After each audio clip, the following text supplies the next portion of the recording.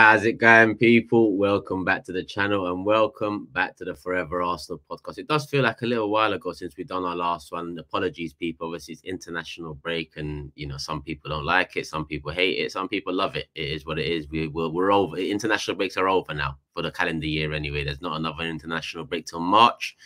So the Forever Arsenals are going to be coming thick and fast, especially leading into December, where we've just got an abundance of games. So make sure you subscribe, put the notification bell on, show some love as always, people, to the video. Hit the like button. Let's get it up to 1,000 nice and early. And welcome back the lads, Jordan, Lee, and James. In particular, Lee, different surroundings. Where are you at right now, mate? Good afternoon. Good afternoon. I'm in Dubai. It's been lovely. The weather. I just had a dip in the pool. It's very, very hot at the moment. So, I hope you're all nice and warm over there. And, we should be getting back to the pool in about an hour's time. I'm looking forward to it. Nice. I told you just before the stream started, I was contemplating doing the video in my vest. It's so nice out here in London. I thought, let me have some decorum, man. Let me just, this is a professional show. We got to suit up for it. Suit up. Jordan, how you been? Yes, good, bro. I'm all good. Who did you interview recently? Well, yeah, I was out in Macedonia for the England game. I sat down with the big man, Harry Kane, Gareth Southgate, and I want to say big thank you to all the Forever Arsenal viewers that sent me some very kind comments that saw my work on Channel 4. So yeah, big up. I was going to say, I think we should say well done to you, because that's fantastic. Thank you very much. Thank you. It did get me thinking about everything you might have said about Gareth Southgate on this podcast. I did sit there and think, surely. But no, to be fair, I think you've always been a fan. But great work. Really, that's really impressive.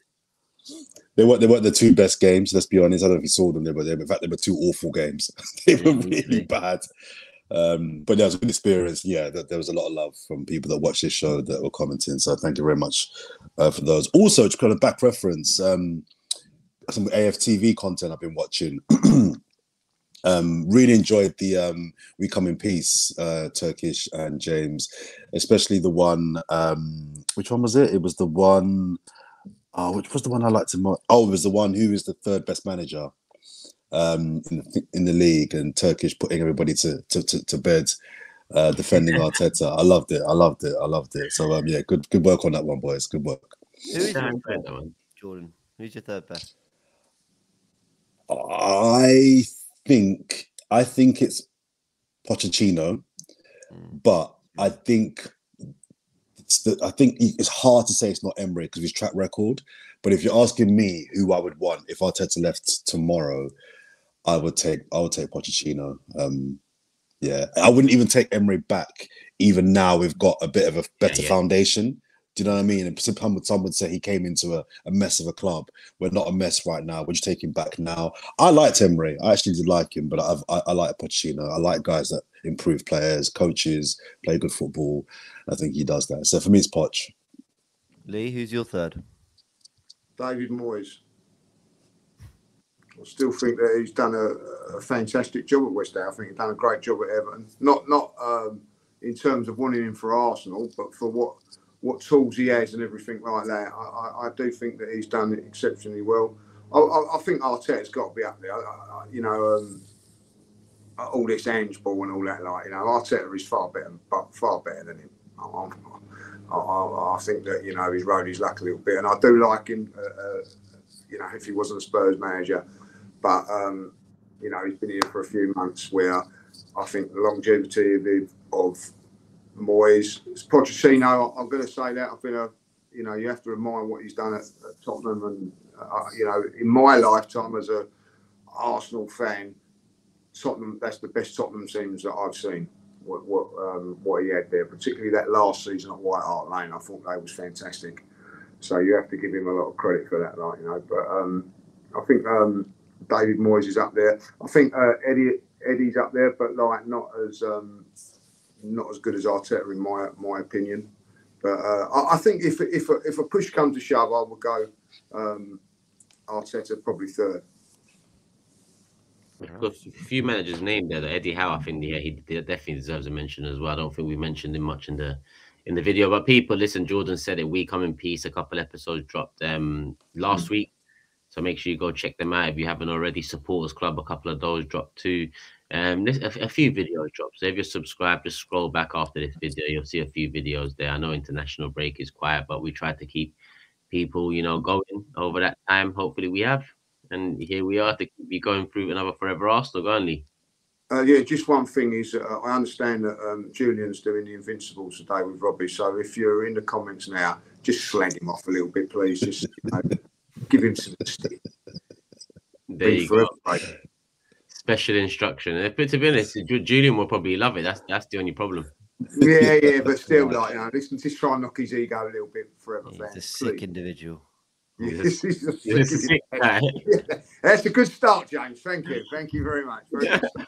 Along those lines, people. Along those lines, sick individual. Yeah. Well, listen. Before we get into the upcoming game this weekend, listen. We talked about Pochettino. We briefly mentioned Tottenham and what he done there, but a good few years prior to that, apparently in 2008, some sort of dodgy dealing has led to Tottenham being added to the list of teams in the Big Six facing charges. Man City, obviously the famous 115 charges. Chelsea, I don't know how many they have, but they're being charged with something under the Roman Abramovich era. And now Tottenham with that, Jermaine Defoe deal seem to be under investigation. I mean, me and Cecil done an interesting fan zone yesterday to, speaking to the people that tune in via the AFTV Plus app. And the question was, if the titles do get stripped, does it come to us? Do those seasons get voided? Does it go to Liverpool all those years? They finished second. Tottenham once finished second. I think the common consensus is if they have broke the rules in the way that's suggested, and it's only suggested because no one really knows the ins and outs of it all, then a potential relegation could be on the cards, a heavy points deduction. But what happens to the previous seasons gone? Jordan, I want to get your thoughts first. We were just second last season. Yeah, I must say I'm not a fan of taking the titles away from the Chelseas and the Cities. I know as Arsenal fans, as rival fans, it's very, very easy to kind of say, yeah, take them away. We finished second that year, so we get the title. That's all fun and banter, and I get why people would say that. Logically, I don't think that's the best way to punish these teams. I think the best way, rather than to go retrospectively, take away titles, I would enforce punishments that hurt them in the future. So if these teams are to be found guilty, I think it should be, a point deduction. I think you say at the start of next season, you start with X points or minus X points, or you have a 3-year transfer ban. I think those are the sorts of punishments that I would enforce. I just don't. I don't know how you implement taking the titles away, and because then you have a difficult problem there. Why we're seeing with Everton, they've had a 10-point deduction. You've now got the likes of, I've forgotten who it is, the 3 teams that went down last season. Yeah. They're now trying to sue Everton because they're saying, well, hang on a minute. If Everton hadn't broken the rules, we might have stayed up and etc. So you open a whole can of worms, which I understand. I just think the more practical and cleaner way of punishing these teams is saying, okay, from here on in, you're going to start this next season or the next, I would say for the next 3 seasons, you start with minus 10. That would be what I would do. You start, or you have a 3-year transfer ban. Yeah, I've been thinking a lot about this. I've been covering a lot on my podcast, and first of all, I actually think this is an Arsenal podcast, and there's a little part of me that wants to laugh. There's a little part of me that wants to go, ha City, ha Chelsea, ha Tottenham. Actually, there's so much going on when you add the Everton thing, when you add what's going on with Barcelona and this investigation. It's actually leaving a real sour taste in my mouth. Like, what is going on? Like, we knew that, sort of rules were broken here and there. When I say we know, I think we all safely assume, because football's a very dirty industry and all that. I've said that phrase a lot in the last week or so. But I actually don't really feel that great knowing that these titles that Chelsea and City won, that I watched all this football that Arsenal participated in, some were title races we were a part of, not very many, but some, kind of weren't fair. Like it's not, I I don't feel great about that. Do you know what I mean? I'm not sitting there going, haha, you know, you might get punished in the future for it. We're talking about multiple seasons in which it's looking like, though obviously nothing has been proven, it's looking like some teams didn't play by the rules. And then it only gets me wondering, well, what's going to emerge about Arsenal? Hopefully nothing. We always talk about how we're a club that runs brilliantly, but Tottenham are being investigated for a deal to sell a player, 7.5 million, you know, and they're talking about the potential repercussions from that. So I don't really feel that great about all this, if I'm honest. I'm not sitting there going, you know, oh, great, this is hilarious. As an Arsenal fan, I can sit back and enjoy this. In fact, I think maybe it's even slightly worrying, and as a football fan, I don't like it. I have mentioned the stripping titles thing, but actually, the more I think about that, I actually think stripping titles should be left to things like refereeing scandals. Like if match fixing. Like if it emerged that there were actual games that were match fixed, that were forced to go a certain way to deliver a certain result. We're talking about bending the rules to get players on a football pitch to then play the game fairly, if that makes sense. I'm not saying that makes it, that's still unfair, that's still breaking the rules, but there is a difference. I think if, you know, Club A won the title in 2000 and something, and it turned out that they were paying a load of referees, strip them that title. I don't think you give it second place. I don't think there's any point in that. I don't think that the fans would feel any sort of satisfaction from having that that title or whatever. I think you just make it void if there were that level of scandal where you go, they just haven't won it. Forget, you know, doing the off-field things wrong. On-field, they haven't even done it. Take it from them. So I agree with Jordan. I think you go really strong on point deductions, on relegation, on something like that, on something that really sets a precedent, because, you know, you, like you said, Turkish, a slap on the wrist, a fine, 10 points one season, but you've won 6 titles. Well, don't you just take it? Like, I don't know. What's to really stop you doing it again? If it leaves a sour taste in your mouth, imagine Liverpool fans, because, you know, they got potentially stripped of a great era for them that would have taken them above Man United's title wins and so on. You know, we've got the one race in there, I'd say, that might have been affected by it all. But I do want to stress that Juventus were relegated because of match fixing, and that's very different charges to the ones that are being suggested City are. So to be honest, some of the charges it seems that City have against them are quite laughable in terms of some of the things I've read, but I don't know the ins and outs really. I'm sure there is a few serious ones in there, so we will see how it pans out. But Lee, what's your thoughts? Because you've got to live it, you've got to feel a title win. You can't just be handed a title. Yeah, exactly. And taken. Yeah, I agree with that, but so I don't think that Arsenal should be given a title or anything like that, and it wouldn't be right. But what I do think is that the punishments that these teams should be getting is massive, because when you look back at Arsenal versus Man City last season, we was involved in it. When we lost Saliba, we had to go with Rob Holding and whatever like that. When they lose a player like that, they've got a player as good, if not better, coming in.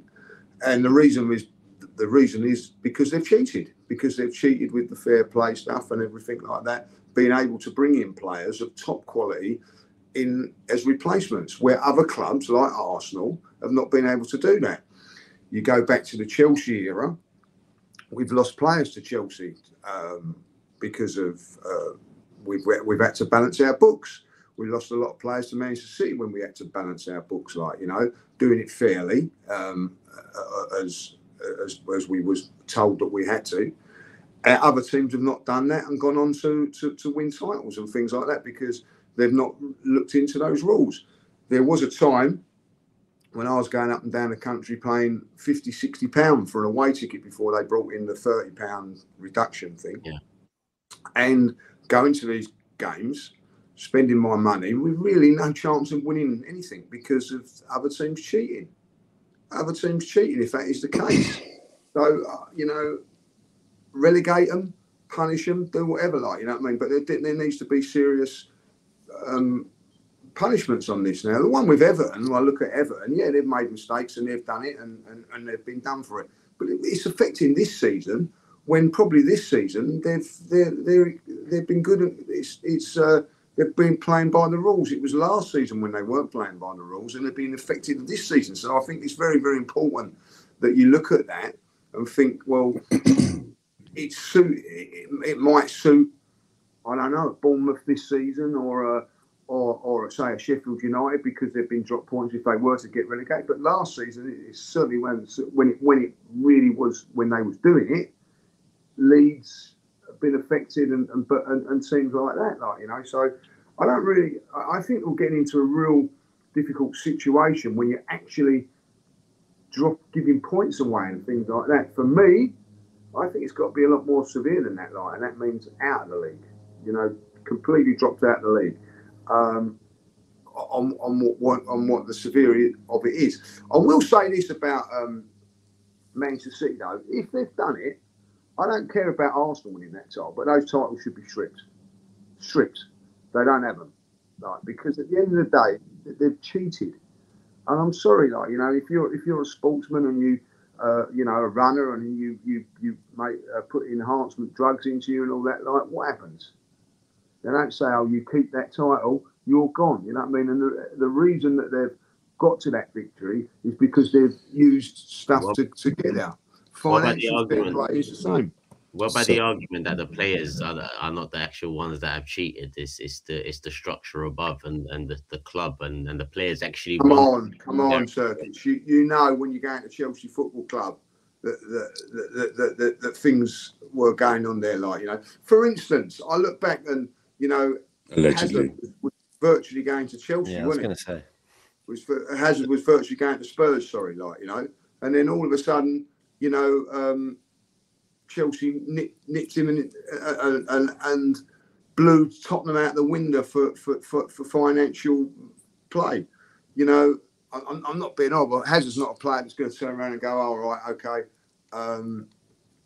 I'll give you, like, I'm on 50 grand a week at Tottenham, saying they're going to say, oh, we're giving you 100. They've done it with Willian as well at Tottenham. You know, well, all these teams have suffered from it. I know, like Spurs, the one with Spurs, I don't, you know, you're going back 15 years on that one. I don't know if that's fair to say, you know what I mean, that you can do it. But listen, Arsenal got done back in the day under George Graham when he took a bung, like, you know what I mean. There was going on, we know it was going on with other clubs and things like that, but George Graham got caught, and Arsenal punished George Graham because, you know why they punished George Graham? Because they didn't want to get punished themselves, so they cut the cloth, you know, ruthless or whatever you want to say it. But at the end of the day, you know, it was wrong to do that, and it didn't really, I don't think, really affected the league in anything in shape or form like that. But these teams now, Manchester City, listen, before all this come in, and I say this, and Chelsea, what had they won before all this come in? Not a lot. I think. Sorry, Lee. I think it's my understanding is there's a difference between what Everton have done and what City are accused of doing. Everton broke the rules. They've been punished for breaking rules. City didn't break the rules. City have tried to circumvent the process that enforces the rules. So there is a slight difference between what City are alleged to have done and what Everton have done. City haven't actually broken the rules. What City are accused of doing is trying to massage the process that enforces the rules. There's a slight difference. Now, if they've proven to have done that, they still have to be punished. But there is, my understanding is there is a slight difference between the two. And in regards to your point regarding players, Turkish, you know, should they be punished?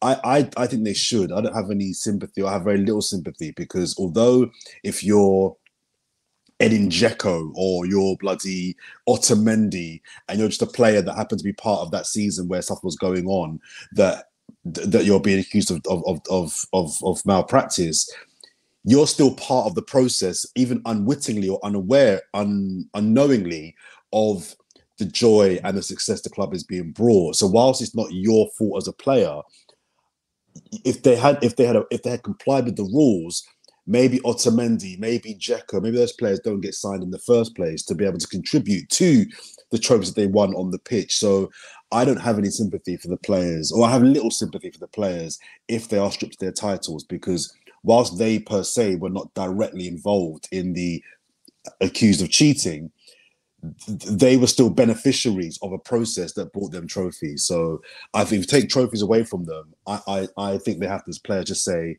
even though it's not our fault, we have to just hold that L, unfortunately. I also just want to say very quickly, like, obviously, the investigations are going on, and look, there's every chance that they're they could be innocent, they could be guilty, whatever. We'll see what happens. I just have a feeling that what happened with Everton, they set a precedent. The Premier League, that was one charge, 10 points. It was big. So people are going to just keep a close eye. But it's like I said earlier, I don't know, for whatever reason, it was that Tottenham news about the Jermaine Defoe transfer that, like Lee said, 15 years ago, to sell a player. Like, I mean, obviously, if they've done wrong, there should be punishment, but it feels a little, I don't know how to explain it. It's a weird one, right, for them to kind of be punished for. And I'm just sort of watching on the sidelines a bit like, can we just come to a solution about this? Because I don't really like it all going on. I've got to be honest. I'd rather just get back to the football on the pitch. But isn't the Defoe one more about the facts? Sorry, I only got back yesterday, so I've not read it properly. But isn't that one more about there was an unlicensed agent that did the deal? So that is more about even the FA's protocols of who signs up to be an official agent being flawed and not being looked into. So I think that's less about Defoe per se, or even Spurs. It's more about unlicensed agents doing deals. That's my understanding of that one. And if that is the case, I don't think it's necessarily a bad thing going back 15 years, because you can't have unlicensed agents doing deals. No, don't get me wrong. It should absolutely not be ignored. It should actually absolutely be addressed in whatever way they feel, well, in the most appropriate ways. But I don't know. I'm finding it all a bit like, I think it's like it's seen as a bit of a drama right now, like in the world of football. Like, there could be relegation and points off, and what's going to happen? And actually, I actually think it's just all very ugly, to be honest. The one thing is, though, that everybody talks about is at this moment in time, that there's only one set of people I feel sorry for, and that's the fans, Everton fans, because they've done nothing wrong. I agree. They're the ones that, like we all do, go and pay their money, support the team. They don't know what's going on, but at the end of it, no one's going to worry if they get relegated. All those players can leave, and whatever. The fans can't. So when they are punishing these clubs, you have to think of the fans, because the Everton fans have done nothing wrong. They've gone up and down the country following their club through thick and thin, and a lot of thin over the last few seasons, as we well know. And now they've had this put on them after the traumas of last season they've gone through. So when you say about fairness, well, no one seems to think really about the fans and their fairness of it all. And if Tottenham are to get fined or even dock points, let's just say, for them, the Tottenham fans, as much as we don't like them, they don't deserve that. They don't deserve that. And I do think that there is a little bit with Manchester City and Chelsea. They sort of glamorise that they've done it. Certainly Chelsea fans have over the years. I was speaking to a Chelsea fan about this the other day, funny enough, in the hotel. And he turned around and said, like, they can take what they want. They can relegate us. They can take away their points. But what they can't take away is my memories over the last 10 years or 20 years that I never, ever have had as a Chelsea fan. Never would have had. There's been a lot of talk about the 10-point docking for Everton being, harsh. Is it proportionate? And the reason why I think the FA or the Premier League have gone hard is because the regulator's coming in and they're scared. They're scared the regulator coming in, and they want to show that we can look after our own house. We don't need a regulator, an independent regulator, to come in and look at football in this country. We can do it ourselves. And from the outside, if I'm Chelsea or a Chelsea fan, I'd be concerned. And this looks to me like, just my view, like Everton have been done because they haven't got as good of lawyers as Chelsea and City. That's what it looks to me like. Because the City case, I think, will be years down the line. That one is not happening anytime soon. The Chelsea one, I think, could be soon. That one could be soon. But either way, it feels like Everton have been done because they just haven't got the infrastructure and the resources to kind of defend themselves in the way that City and Chelsea do. Haven't Chelsea admitted something? Because when they were going through their book, they were the ones that, like, even because it was new people, said, look, we think this has happened. So they've actually admitted. Chelsea have said, like, something went wrong. Wrong was done, but it was under the previous regime, which for me, that's not the good. that's not a good defence. No, it's not. But they have highlighted that there was. There's two investigations though. So there's one that they brought to the Premier League and were quite upfront about, and I think there's another one. I think it might have been published in the Guardian or whatever, and it was done by independent journalists that looks further back. So I think the ones with the Premier League look at a deal around 2012 and beyond, but there's actually stuff to do with earlier in the Abramovich era. So that Chelsea, I don't think, I'm not saying they're not cooperating on it, I don't know, but it wasn't that they brought that one forward. So I think there's quite a bit going on with Chelsea, I think, if I'm understanding it right. Charges galore, left, right, and centre. But I'm with you, James, as well. So it takes away from the, it takes away from the league. I mean, I agree. The league is the best league in the world, and quite often we're talking about refereeing standards. And now look at the amount of charges flying about. And if these league titles are to be voided, and you look back at the last 10, 15 years, the Premier League, it doesn't look good. Void. It doesn't look good on the brand. So it is what it is. Equally, punishment's got to be served to, avoid things like this happening in the future. Because I said on Fan Zone, if Man City and Chelsea get away with it, I'm not going to moan and cry. I'm going to look at Kroenke and say, do the same thing. Do the same thing, because if they can get away with it, then Which is why I think it might be a harsh punishment. I've got a feeling Chelsea and City, if they're found guilty, I think it could be really harsh what they get, because they have to set a precedent. You're right, Tokes. They have to put their foot down and say, "Listen, we can't allow this to happen ever again." So that's what you're saying is the reason why I think if they're found guilty, it won't be like a 5-point docking of points. I think it'll be something really, really substantial. Yeah, well, we'll find out. I'm just surprised that if there is James, I think, started with the assumption we all make that there has been wrongdoing.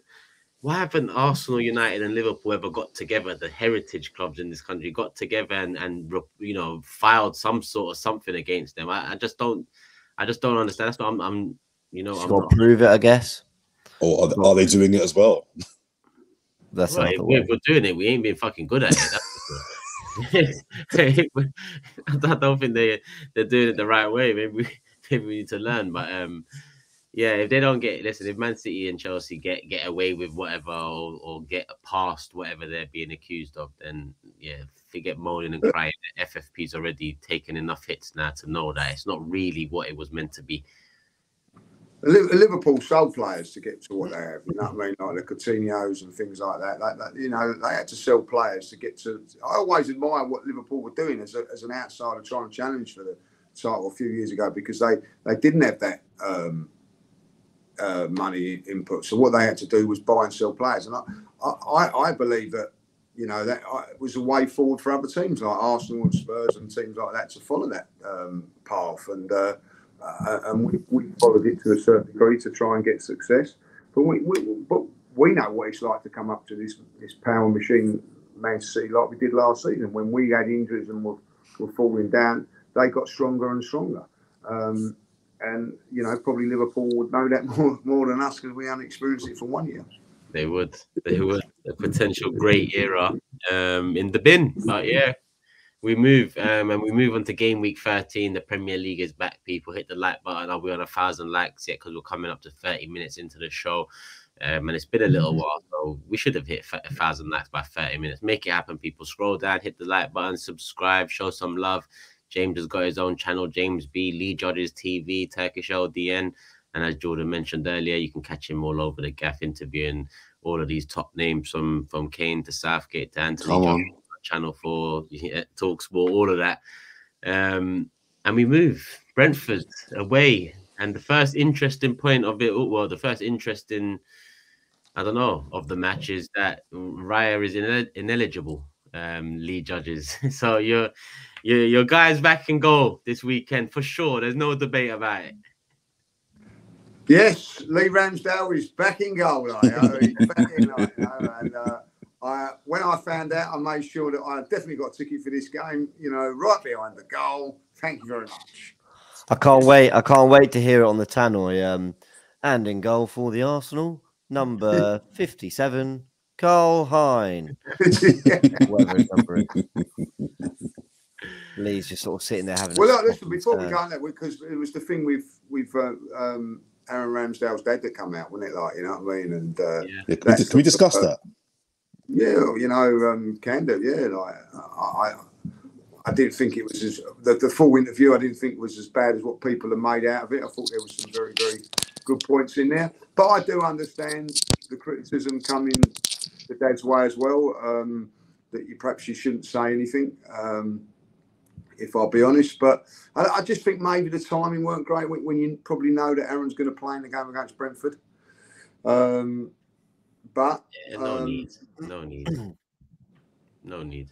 So you know what though? What does fascinate me about all this sort of stuff is that years ago you never would hear about things like that, but because of social media now and podcasts and platforms and all that, you do hear what you've got to say and things like that. Like, you know, quite.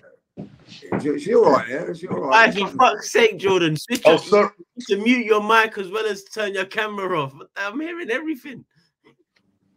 Yeah. What's he doing? He's not good. He just loves to get in the comments, doesn't he? Because I tell you what, they're going to be in the comments. Sorry. My battery on my laptop was dying, so I had to go and put my charger in. But I wanted to hear what Lee was saying. I wanted to hear what Lee was saying, so I took out the earphones to listen. It's like, well, I was sorry. I forgot I was off. So yeah, but I do think that's fascinating in podcasts and things like that. Now there's an opportunity for family members to say something. We get a little bit of information that we would probably never have ever got. Do you think Henri or Vieira or Tony Adam needed their bloody parent to come on the podcast to speak? They'd handled the situation themselves. I think this modern day era and you know, it's too overprotected. Everyone's overprotected. Everyone's, you know, protecting someone out there. And I know it's his son, but it hasn't done any good. You know, it hasn't done any good in my opinion. But I think that's part of the plan. I want to first of all just say big up to Sophie Nicolau and Kevin Campbell, whose pod it was on. They got his dad, Hybrid Squad podcast. I know Sophie, we all know Kevin as well. So that was a great line that got picked up by all the mainstream broadcasters. So big up those two first of all for getting that scoop, if you like. I think it was part of a plan, Turkish. I agree. Like, why is your dad or mum? Exit strategy. Well, yeah, I think they've realised that he's done. He's done at Arsenal. He's not playing for Arsenal as a number one ever again. So we need to start looking now at how do we get you out of the club in the kind of cleanest possible way. And I think him going on the podcast, I'm not saying it was necessarily a Machiavellian plan to get him out, but I think by going rogue, I don't think they're upset with the dad for doing it, because they're thinking we need to make it clear to your Newcastles, to your Chelseas, or even your foreign clubs, Ramsdale's not happy. Like, January's around the corner, holler at your boy. That I think is part of a really subtle but not subtle plan to get him out of the club. I don't think it's by mistake that he did that interview, because he's done. It's quite clear he's done at Arsenal now. So they're looking to now, how do we get you out of the club as quickly as possible, especially with the Euros coming up. But doesn't the contract say contrary to that, though? I mean, I'm not saying that he is going to be number one again, because I agree with you. It does look like that. But doesn't the contract indicate that there must be some sort of, you know, if it's not hope, then I also think Ramsdale has to understand that, you know, he's been put in a much better position now than he was 2.5 years ago. Mikel Arteta gave him a massive chance. And, you know, as much as it helped Arsenal, it helped Ramsdale as well. And it is, you know what, it is leaving a sour taste in my mouth if he is going to push for it. I'm not going to say he doesn't deserve to start week in, week out, because for the last couple of years, I've loved Ramsdale a lot more than I haven't. But I just feel like, you know, you done the same thing to Leno. Leno was very patient about it. There's also some, you know, the fans haven't done anything to you. The manager, you're upset with his decision, but whether you wait till January or wait till the end of the season, there's not much difference in there. And this whole Euro 2024 thing, my brother, you were starting week in, week out for Arsenal, and you wasn't picked number one for England. So why all of a sudden now that you're dropped, you think like coming back into that is true going to be that is true. You ain't Southgate's number one. That's it. Southgate can wax lyrical all he wants about if he's not starting. Then I think but Southgate can stop talking shit, because one interview will say one thing and he'll contradict himself in the other with Calvin Phillips and Harry Maguire. But So I think, but I think Euro stuff. But I think it's also about him going. I think if he's at least start playing games between now and the summer, he's cemented his place in the squad. I think if he's not even playing between now and the summer, he may feel his place even in the squad is in jeopardy. He's like, look, I want to go, because if I'm in the squad, there's a chance if Pickford's injured or gets a red card, I'm in, I'm playing. Whereas if I'm not even in the squad, then you know what I mean, I'm done. I think in the summer he was close. I think, like, you know, if you go back to the end of last season, signed the contract with Arsenal. Well, obviously I don't know the ins and outs, but there's obviously promises been made in that contract. You know what I mean, to sign it and whatever, like, you know, which it may be gone back on. I don't know, like, you know. I'm just putting that out there. Then he went to the games of England. Of course, played against Scotland, and I'm pretty sure Gareth Southgate said, look, keep pushing away like what a good manager would do. You know what I mean? You're close to you know, getting the #1 spot. If anything happens to Pickford, you're next in line. You're on the conveyor belt next in line. All of a sudden, that's being taken away from him, like, because if you look back at the England thing, Pope was in the England squad, then lost a little bit of form with Newcastle and was dropped and left out, and he's still not back in. He's now picked up his form back at Newcastle. So there's you know, when Gareth Southgate turns around and says, I can't really guarantee a play, there is a little bit of a reason in that, because, you know, Pope is now playing well and Aaron's not. So I think it's an easy transition to put that back over there, like, you know. So there are issues that are on there, on the case there. And I also think that, for me, I'm not talking for anybody else, just as if I was the goalkeeper in the situation, what was being told by the media is definitely not happening at the club. You know what I mean? Like, oh, I will rotate, I will do this. Well, that's definitely not happened, and maybe that's what's got the back up of the dad, and maybe, like, upset Aaron along the way. Let's make this plain and simple, though. That Aaron's not come out and said nothing. You know what I mean? Now, whether you want to believe that he put it through his dad, and I'm not so sure. You know what I mean? Like, his dad's his own man and whatever, like, you know. So, and sometimes I know with my dad, when I played in football, like, you know what I mean, I said, Dad, don't say nothing, and the next thing he had, you know what I mean? So, like, you know, it does happen. Yeah. The contract thing too. Sorry, the contract thing, you mentioned Turkish. I don't think it really means anything. I think there's 3 or 4 players at Arsenal this summer who got a contract extension last summer who'll be gone. So I'm not sure the contract thing really matters that much. Yeah. My final thing, I mean, I've given my thoughts at length on AFTV. We did it the day after. And I also want to echo what Jordan said. You know, well done to Sophie and Kevin Campbell on the interview, not only because as fans, look, we can all debate whether it was right for the club or whatever, but as fans, we want to know this stuff. Like, we want to know what's going on. And they asked all the right questions. And I also thought Kevin Campbell's stance throughout of, this happened to me, you just got to work hard. You know, I didn't get an explanation, but I just had to do my thing and fight my way back. I thought that was a really good perspective coming from someone who, albeit in a different position, you know, was drawing on his experiences and has, you know, done big things at Arsenal. And I thought that was a great kind of position to have throughout.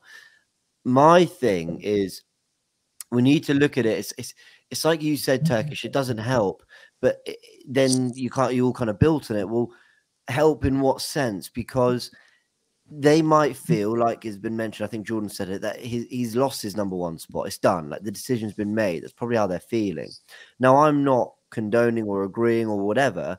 I agree the club aren't going to like it, so I'm not sure it's ever the right approach to maybe be as open. But, like, they probably feel, and this is just, we've only heard one side. Obviously, Mikel Arteta's not going to come out with an interview, you know, on another channel telling us his side of things, as great as that would be. But it does feel weird to me that they were saying, we've heard nothing, like, we don't know. And some people made really good points. Well, actually, Ramsdale has said in other interviews, "Oh, I really struggle with this side of the game, blah blah blah." So it's like, well, so you do know, Mikel Arteta has told you, but like in terms of a direct conversation, it doesn't sound like that's been had. And I have no idea what goes on behind the scenes at football clubs. No, I don't know how it should work. Lee probably has a little bit more insight. He's gone far further in the game, but it feels to me like conversations shouldn't be that difficult to have. Look, clearly, Aaron, you're not starting at the moment. It's David. This is why. Like, surely that shouldn't be that difficult to have.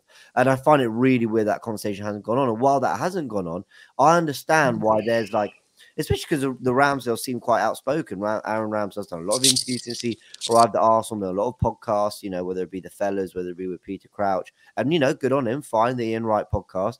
And he's quite an open individual. So they probably just feel that they're itching to just explain to people like, look, we're being professional behind the scenes, but we have no idea why this has happened. And I can understand that frustration, though I still don't think the club are going to like it. Therefore, maybe don't do it. I can understand that frustration. And lastly, I did watch a lot of the interview, like almost all of it. And a lot of the snippets that were taken from mainstream media obviously portray the interview in a certain way, and understand that. But he did speak very highly of David Raya, both as a person, but also as a goalkeeper. And he did say, look, if Mikel Arteta wants to improve on Aaron Ramsdale, he is well within his right to do that. And I think that needs to be highlighted as well, because it wasn't just some poor me, poor my son, like this is really unfair. It wasn't that at all. But there were just some elements I can understand why the club didn't want them said. And also, he did say, didn't he, it's not helpful singing out his name when Raya made he did say that. He did say that as well, so good point. And also, in relation to the game this weekend, Turkish, I think it's interesting because I believe Aaron Ramsdale will be professional and will do his best and will give his best. And I hope he has a clean sheet and has a very good game. But I can't help but think, I think motivation is a really big thing in football, and I think in sport, and I think when you don't have motivation, I think that at the elite level you do drop off a few percentage. It's a little bit the reason people disagree with me, but it's a part of the reason why I think England was so poor in their 2 games over the weekend, because the motivation was low. They're qualified already. The teams are playing. They're going to bank in and just not get battered. The motivation's low. If that was a World Cup final, England v Macedonia, England played better than that. So I think motivation is really important. And if Ramsdale, you're not having it, but that's just my view. But if Ramsdale knows that there's no way he's starting the following game, the motivation isn't there for him to really, it's not like Raya's my number 1, but if you have a blinder, you're in. He knows he is not starting the following game. So I just wonder how much that may play in his performance. And if ultimately we as the Arsenal fans are going to be the losers, because we're not getting a top Ramsdale, we're getting a professional Ramsdale. But if we're not getting a Ramsdale that is really fighting for his spot, because like I said, in my opinion, I think he's done. I think we know that he's not going to be the goalkeeper. So taking that motivation away from him, I'm keen to see how that plays out. My mum said that. Sorry, Church. My mum said this is from her mum's point of view. When she took it, she said, "If I was him, I wouldn't turn up for the game."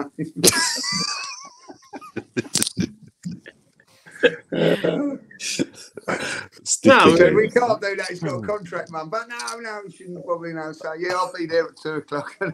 Where is he? Hines, you're in. but the way it's been suggested that he wasn't told, he hasn't been spoken to and whatnot, I can't even lie. If I put myself in those shoes, I wouldn't turn up I'd be late to training. I'd kick up a fuss, and I guess Ramsdale hasn't done that, so it's commendable, I guess, and credit to him for not doing that. But if you haven't been spoken to and you haven't been told after signing the contract and being quite integral to our last couple of seasons, that would not sit well with me. I can't lie. Sorry, Turkish. He has to get the Lons game at home, man. Yeah. He has to play that game. Give him a home Emirates crowd Champions League game in one that actually has a degree of significance. Don't just chuck him in PSV away where he played last year in the Europa League. Like, here you go. Here's your little taste of Champions League football. We don't need David Raya, who's not been scintillating himself, starting in the Lons game. Just give him that.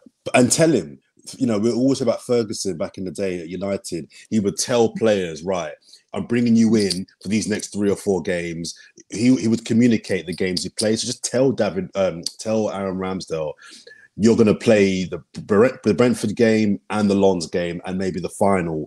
Is there 2 more group games? Yeah. You're playing the last 2 group games. You're not telling him, so at least then, to my earlier point, he's got some motivation, he's got some reason to want to stay sharp and stay on form because he knows, okay, there's a carrot at the end of the stick. At the moment, we don't know if there's been communication, but at the moment, it seems like he's just been thrown in for the Brentford game, but we all know that he'll be thrown back out afterwards with no sight of the next one.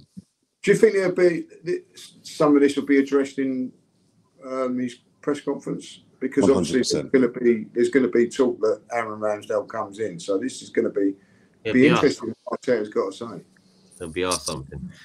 But we know Ramsdale's starting, or well, we're 99.9% sure Ramsdale's starting, unless what James said actually comes true. And we know Jesus has returned 90 minutes for Brazil against Argentina in a fiery encounter, to say the least, in the early hours of Wednesday morning, or wherever you're tuning in from, depending. Obviously, it could have been Tuesday night, it could have been Wednesday morning, but it was not a mad game, but it was a mad game, if that makes sense, with the crowd trouble and whatnot. And also Odegaard apparently is on the mend. The Norwegian manager said that he should be available for Arsenal's first game back. I'm not sure if he played any part in Norway's international, no part at all. But good news in those departments, that's for sure. James, when I mentioned Jesus in Brazil, you had a little smirk. Because okay, let's get these out the way first. Clearly, he was fit to play because he got through the 90 fine. Okay. Clearly, the medical team in Brazil know a lot more than I know. I understand that. But for a guy who's not played for 3.5, 4 weeks, for a guy who has completed something like 490 minutes all season, they gave him a full 90. Yeah. He hasn't played for his club for the last 2.5 weeks.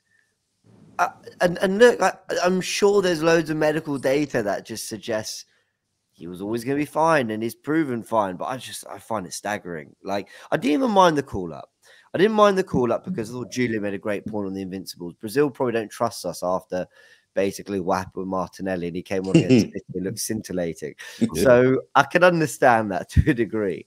And look, he started in the game against Argentina, so they clearly rate him a lot and would have wanted him available. So I can understand that. By the way, big up to Gabriel Magalhaes, Martinelli, and Jesus, who are all starting a big game against Argentina from Arsenal. I just love that. That's just great for the club, and I'm really delighted about that. But 90 minutes, like, really? Did he need that? I mean, I don't listen. If he's fine. Because I was actually in favour of him getting some minutes before coming back to Arsenal. I thought, while I actually didn't really want him called up, I thought, well, look at the positives. He's going to get some football and he won't come in completely cold. And Brazil, Argentina, that's quite the game to have him in. Yeah.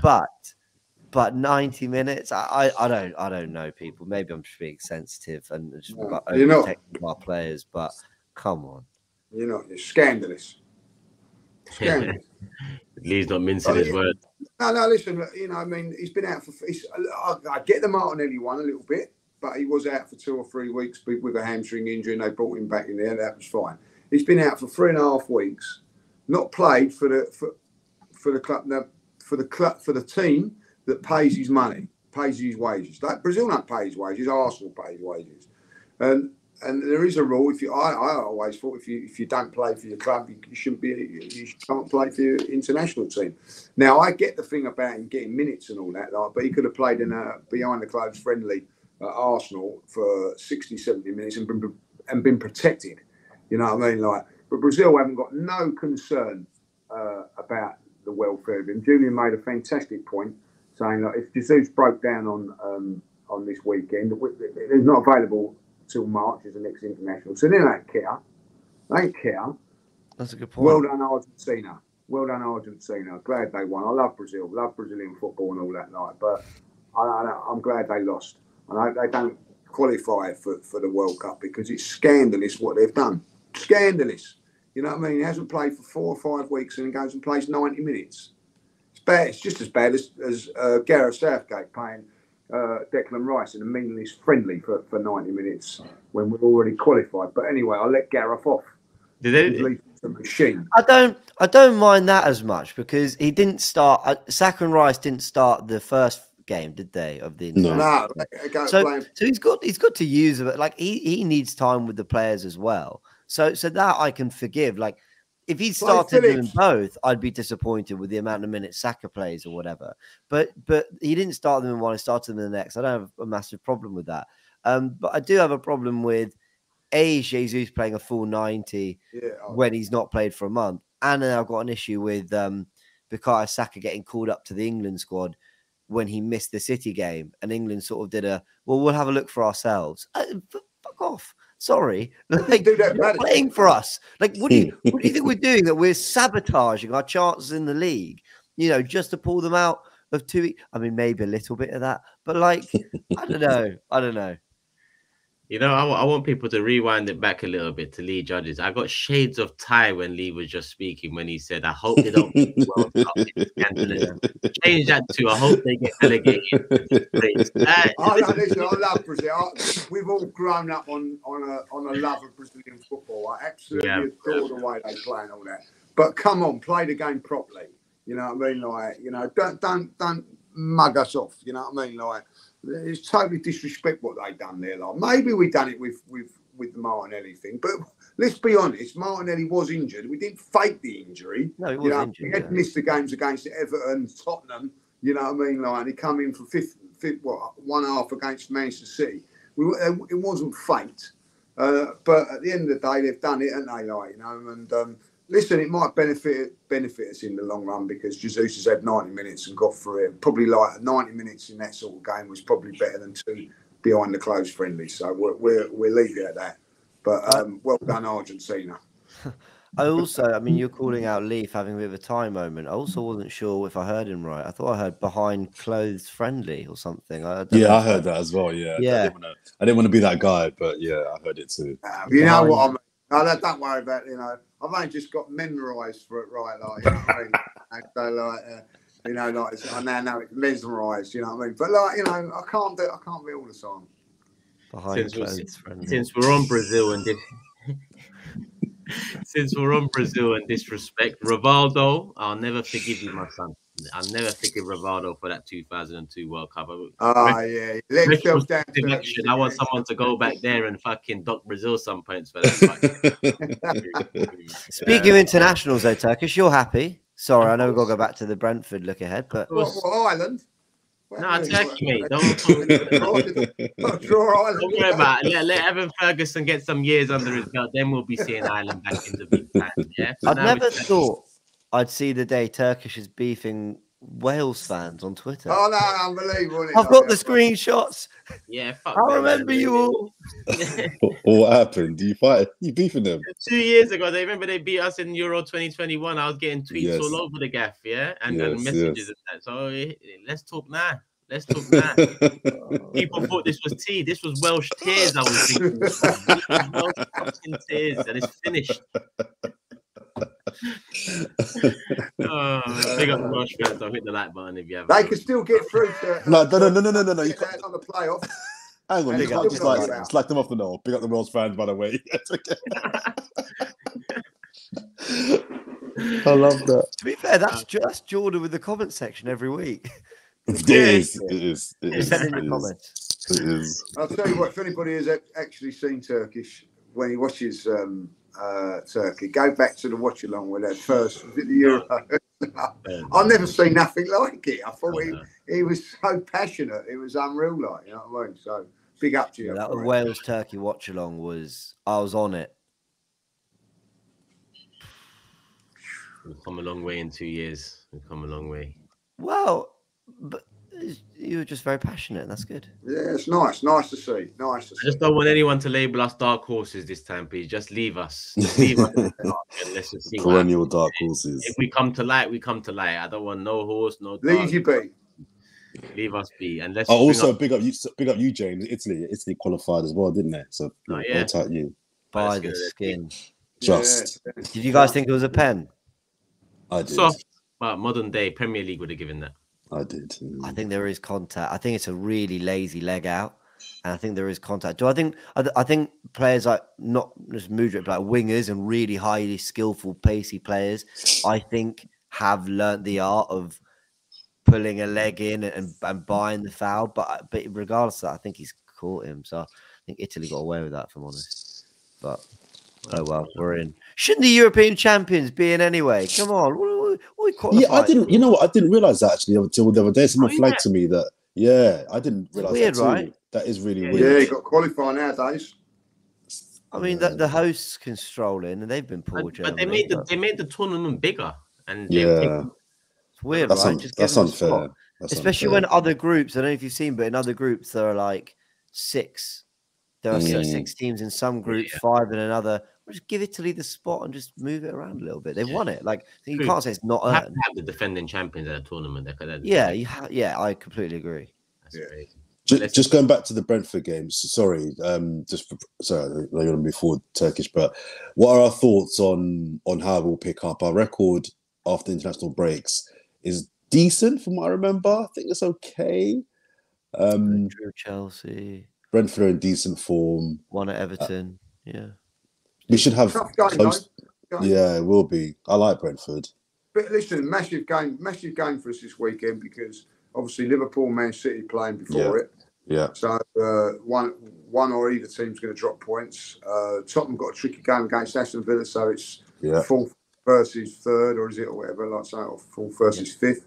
And then there's us, so we can either drop down or we can really cement our place in the top 2. So massive game for Arsenal. This, make no mistake. Can't afford to drop points on this game. As well. Yeah, it will be tough. It will be tough. Yeah, well, someone or both. We're behind Liverpool on goal difference and a point behind City. One or both drop points this weekend. Yeah, so it's massive. So we've got, and we know that before we play them because I think it's the 12:30 kickoff. That one, is it? Yeah. Is it a draw we want there? What's that? Or is it a draw we want there, or do we want Liverpool to win that? Draw. They've both lost games this season, so a draw. It's not like there's an I'll take a Liverpool win. You know, anything to represent City's confidence. Same. 3 losses in the first 13 would be quite different of City. Draw Liverpool wins. Yeah, for sure. I think we've, as a fan base, it's just been every week. This is a massive game. This is a massive game because we know the standards you got to uphold to keep up with City.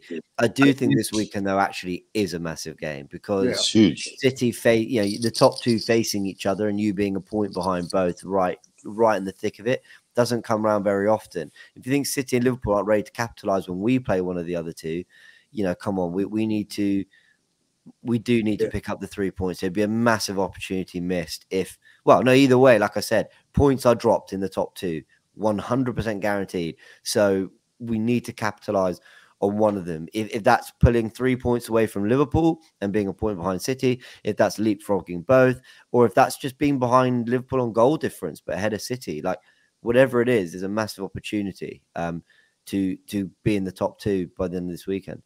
Yeah, we have to take it. We have to take it.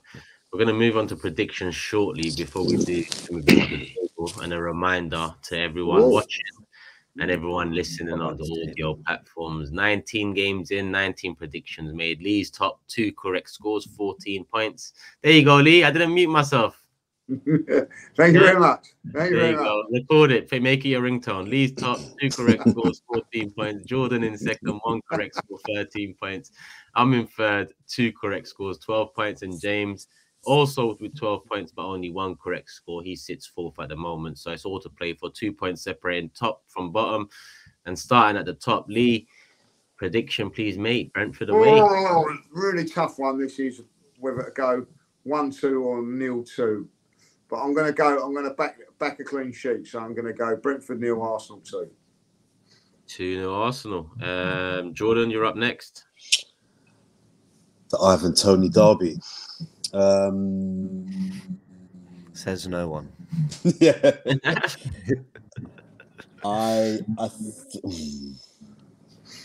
Josh De Silva derby, no?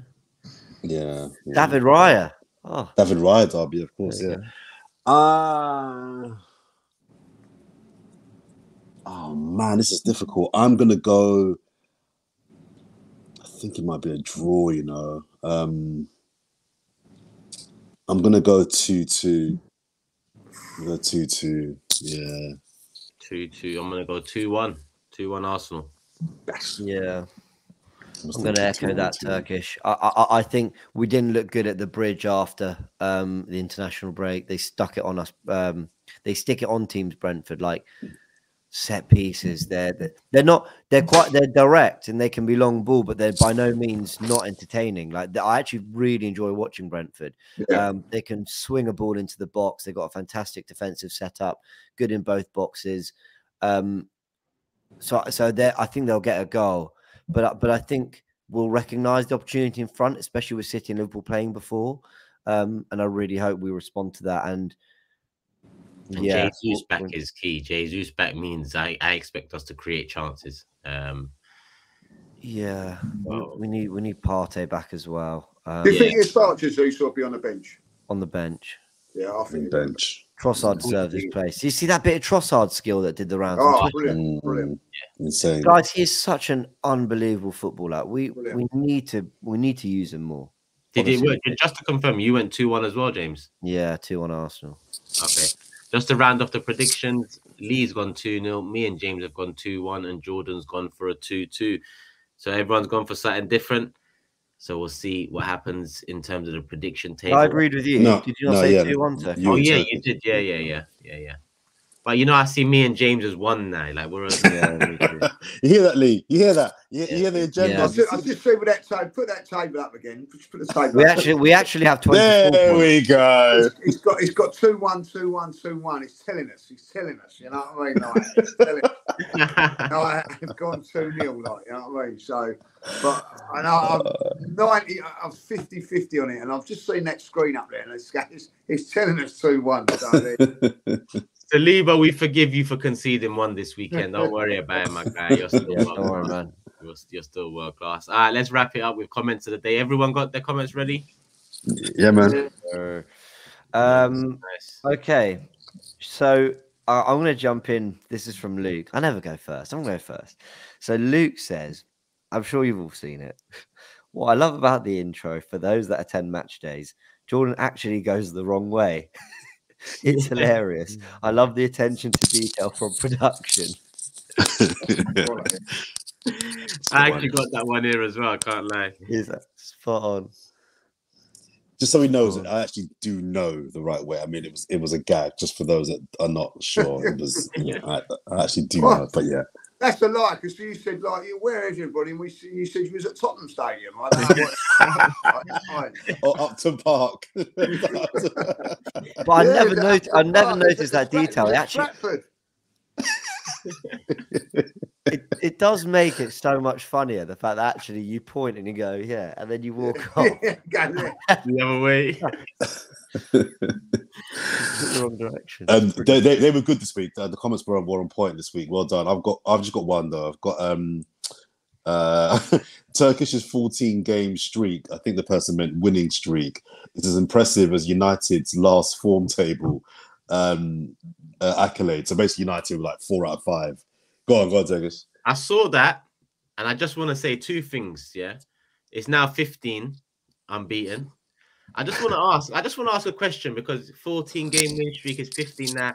If I make it to 49 undefeated, do I get my points back? You get a gold teapot. You know what I mean? Like a gold alarm clock. Doesn't that sound good though?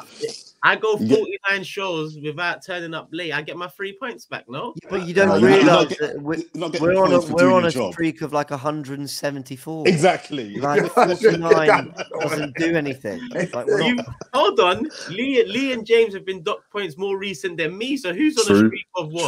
True. Who's on a streak of what, mate? True. Well, yeah, a little bit of lateness. If we're talking streak, really, I should be getting really. Really, you should be docked the point. Okay, I'm gonna tell people now. Fuck it. I'm gonna tell people now. People, we was gonna bring you a Fourever Arsenal special on Monday. Yeah, because you're out in me. Jordan suggested a special. He suggested a special. We planned it and we said, all right, let's do it Monday morning, 8 a.m. Now, Sunday night comes and Jordan messages saying, I can't do in the morning. Now, you know what? Fuck it. As the host, I'm going to say, comment section, because of that, should Jordan be doctored? Oh my God, you are shameless. No, he can't. He was working away. You know what I mean? You are shameless. Excuse me, lawyer, client confidentiality. You two talk offline, please. So hang on a minute. So I see Sharoy's back, by the way. I see. He's back on the scene. Yeah, he's back on the scene. Worst lawyer in the world's back on the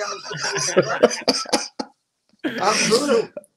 My Jordan, flight got cost us a special. My flight got cancelled. It was out of my control, and I didn't want to mess you guys around further. So my I said, flight you know was what? delayed the last time you docked me 3 points. It was delayed, and none of you gave a shit about it. Yeah, none of you gave a shit about it. It was a special. It wasn't like a proper show. It was a special. So the rules are a bit different for a special, surely.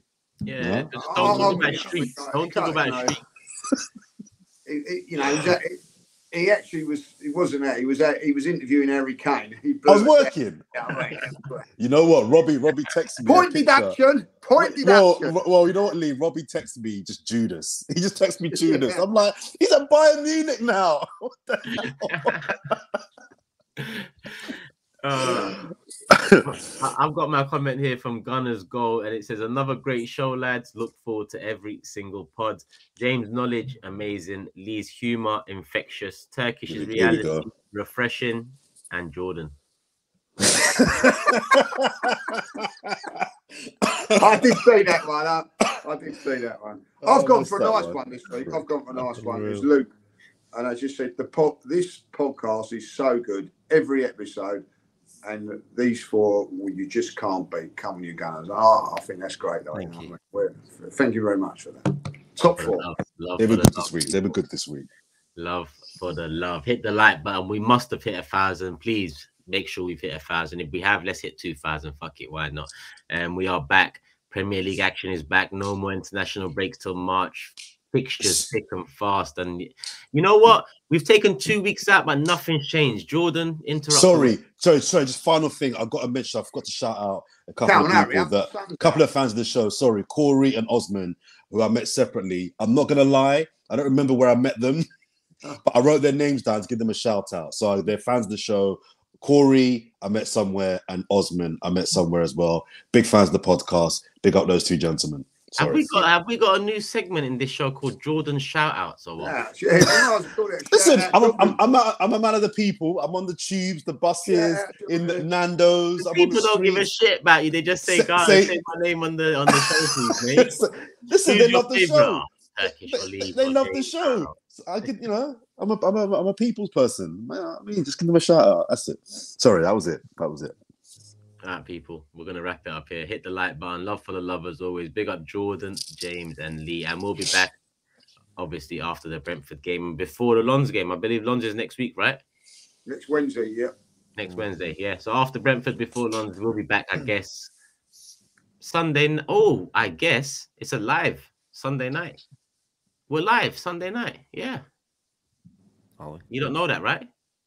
Sure. We do now. Yeah. What do you mean you talked about this? This is why I have to deal with people. Right? It's all good. I am free. Oh, are you? I'm free. As long as you're free, that's all right. Then. Isn't that the day before you're flying, Jordan? Yeah, it must be. Yeah. This is what I'm saying. You don't read the group. I plan. I'll check my blood, sweat, and tears into this podcast. None of you give a shit. People. He puts his blood, sweat, tears, and sleep into this podcast. People, come on. When he turns some up, respect. On that note, I could probably get another 30 minutes in bed. So, love for the love, people. We're at peace.